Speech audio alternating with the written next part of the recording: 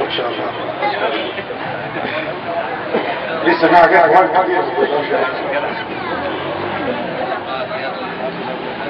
والآن مع كلمة فضيلة الشيخ الأستاذ عبد الرحمن الوزير فليتفضل.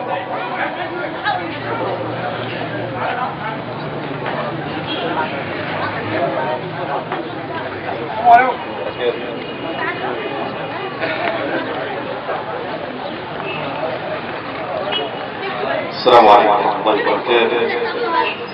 بسم الله الرحمن الرحيم. الحمد لله رب العالمين، نحمده ونصلي ونسلم على المبعوث رحمة للعالمين سيدنا محمد وعلى آله وأصحابه أجمعين. أما بعد، طبتم وطاب مشاكم وتبوأتم من الجنة غرفا. إن كان هذا يوم خص لتكريم يتيم في العام، فأردت أن أصحح أن إسلامنا وديننا ورسولنا وربنا جل وعلا حتى كل مسلم على كفالة اليتيم وعلى مد يد العون والتراحم لكل يتيم. فلما سمي اليتيم يتيما؟ هذه كلمة إن أرجعناها إلى اللغة العربية فهي في قاموس اللغة العربية معناها غفلة. اليتم معناه في اللغة غفلة. فلماذا اختار الله ورسوله صلى الله عليه وسلم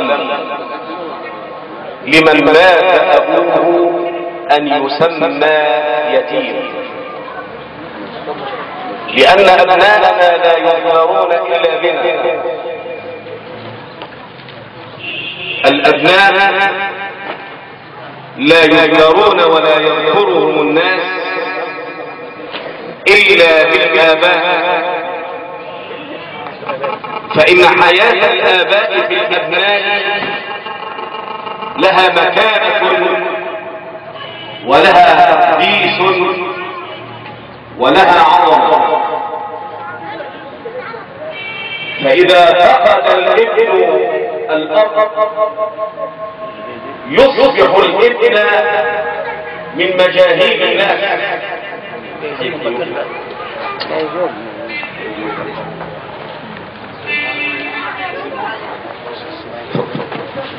واحد السادة ضيوف، أهلا وسهلا.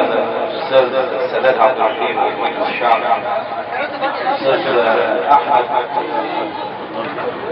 السادة ضيوف مرحبا.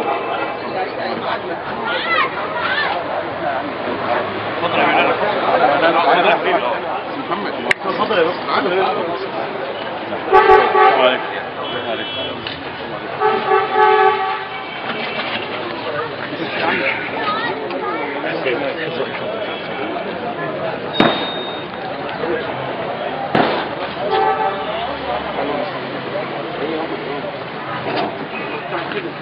عشان شغلك عشان شغلك. فاختار الله تعالى كلمة اليتم لمن فقد أباه، لأنه سبحانه وتعالى يعلم بأن الأبناء لا يشعرون إلا بالآباء. فإذا فقدت الأبناء الآباء أصبح الناس للأبناء في غفلة عنهم، وهذا ما يعاني منه جميع المجتمعات بخلاف المجتمع الإسلامي. لماذا؟ لأن المسلمون عندهم دستور وقانون رباني أوجبه الحق جل وعلا في كتابه وفي سنة نبيه صلى الله عليه وسلم، حينما نادى جل وعلا فقال واعبدوا الله ولا تشركوا به شيئا وبالوالدين إحسانا وبذي القربى واليتامى، يذكر المجتمع بأن هناك يتيم، واليتيم من فقد أباه. ولكني أردت أن أستغل هذا المكان وهذا الموقف وتلك المناسبة لأن أنبه المجتمع إلى أن هناك يتيم ولطيم. أقول يتيم لئن عرفه الشارع في ميزان الشرع بأنه من فقد أباه، فلنعلم جميعا أن هناك في مجتمعاتنا الآن من هو يكون أسوأ حال من اليتيم وهو اللطيف. فمن هو اللطيف؟ إن كنا عرفنا بأن اليتيم هو الذي فقد أباه، فلنعلم أن اللطيف هو من كان أبوه وأمه على قيد الحياة ولكن لا يبالون بأبنائهم.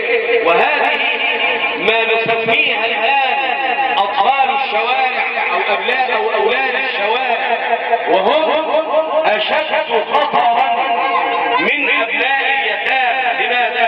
لأن اللطيف لا تمتد إليه يد التراحم أو العرض، لأنك إذا قدمت إليه يد المعونة ربما ألمك آخر فقال لك أبوه يعيش وأمه تعيش والاثنان موجودان على قيد الحياة فلا يبالي بهم أحد.